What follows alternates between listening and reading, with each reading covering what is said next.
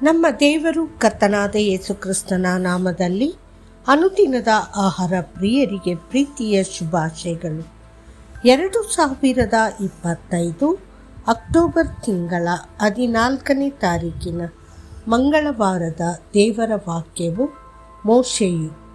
ಮೋಶೆಯು ಸಹ ಆತನ ಮನೆಯಲ್ಲೆಲ್ಲ ನಂಬಿಗಸ್ತನಾಗಿದ್ದನು. ಇಬ್ರಿಯರಿಗೆ 3:2. ಇಂದು ನಾವು ದೇವರ ಮನುಷ್ಯನಾದ ಮೋಶೆಯನ್ನು ಭೇಟಿಯಾಗುತ್ತೇವೆ. ಭೂಮಿಯ ಮೇಲಿನ ಎಲ್ಲ ಮನುಷ್ಯರಿಗಿಂತ ನಂಬಿಗಸ್ತ, ಸೌಮ್ಯ ಮತ್ತು ದೇವರೊಂದಿಗೆ ಮುಖಾಮುಖಿಯಾಗಿ ಮಾತನಾಡಿದವನು ಎಂದು ಸಾಕ್ಷಿ ಹೇಳಲಾಗಿದೆ.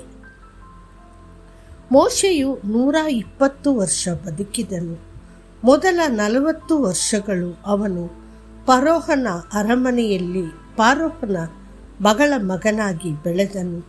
ಮುಂದಿನ 40 ವರ್ಷಗಳು ಅವನು ಮೀದ್ಯಾನ್ನಲ್ಲಿ ಕುರುಬನಾಗಿದ್ದನು.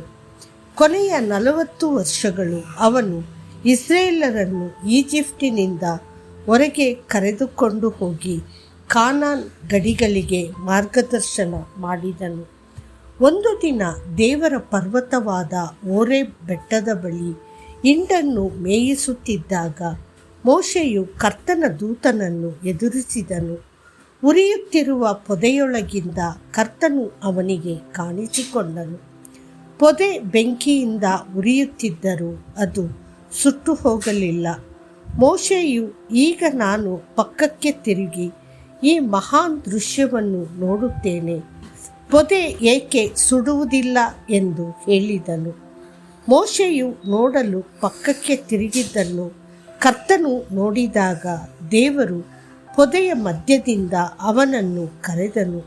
ಮೋಶೆ, ಮೋಶೆ. ಮತ್ತು ಅವನು, ಇಗೋ ನಾನು. ವಿಮೋಚನಕಾಂಡ 3:1-4.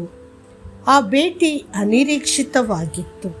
ರಾಜಮನೆತನದಲ್ಲಿ ಬೆಳೆದ ನಂತರ 40 ವರ್ಷಗಳ ಕಾಲ ಕುರುಬನಾಗಿ ಕೆಲಸ ಮಾಡುವುದು ಮೋಶೆಗೆ ನೋವಿನ ಮತ್ತು ನಿರಾಶಾದಾಯಕವೆನಿಸಿದಂತಿರಬೇಕು. ಆದರೆ ದೇವರ ಕರೆ ಇದ್ದಕ್ಕಿದ್ದಂತೆ ಬಂದಿತು. ಕರ್ತನು ಅವನನ್ನು ಬೆಂಕಿಯಲ್ಲಿ ಭೇಟಿಯಾಗಲು ಬಯಸಿದನು. ಕರ್ತನು ನಿಮ್ಮನ್ನು ಸಹ ಭೇಟಿಯಾಗಲು ಬಯಸುತ್ತಾನೆ. ಯಬ್ಬೋಕ್ನಲ್ಲಿ ಯಾಕೋಬನನ್ನು ಭೇಟಿಯಾಗಿ ಅವನ ಹೆಸರನ್ನು ಇಸ್ರೇಲ್ ಎಂದು ಬದಲಾಯಿಸಿದಂತೆಯೇ ದಮಸ್ಕಕ್ಕೆ ಹೋಗುವ ದಾರಿಯಲ್ಲಿ ಸೌಲನನ್ನು ಭೇಟಿಯಾಗಿ ಅವನನ್ನು ಪೌಲನನ್ನಾಗಿ ಪರಿವರ್ತಿಸಿದಂತೆಯೇ ಕರ್ತನು ನಿಮ್ಮನ್ನು ಭೇಟಿಯಾಗಿ ನಿಮ್ಮ ಜೀವನದಲ್ಲಿ ಒಂದು ದೊಡ್ಡ ತಿರುವು ತರಲು ಬಯಸುತ್ತಾನೆ. ಇಂದಿನಿಂದ ನಿಮ್ಮ ಜೀವನದಲ್ಲಿ ಒಂದು ದೊಡ್ಡ ಬದಲಾವಣೆ ಬರುತ್ತದೆ ಮತ್ತು ನೀವು ಆತನ ಸೇವೆಗೆ ಯೋಗ್ಯರಾಗುವಿರಿ.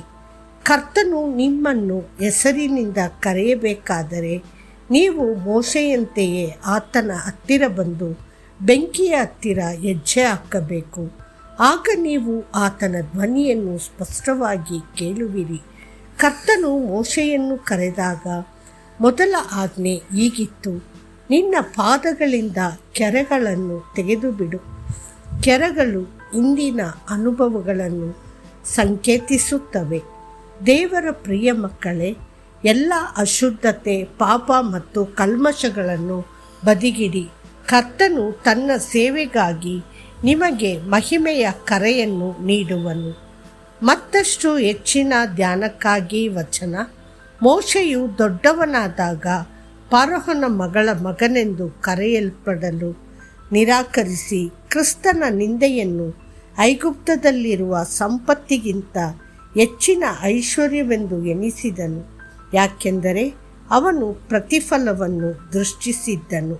ಇಬ್ರಿಯರಿಗೆ 11:24-26. ಕರ್ತನು ನಿಮ್ಮನ್ನು ಆಶೀರ್ವದಿಸಲಿ.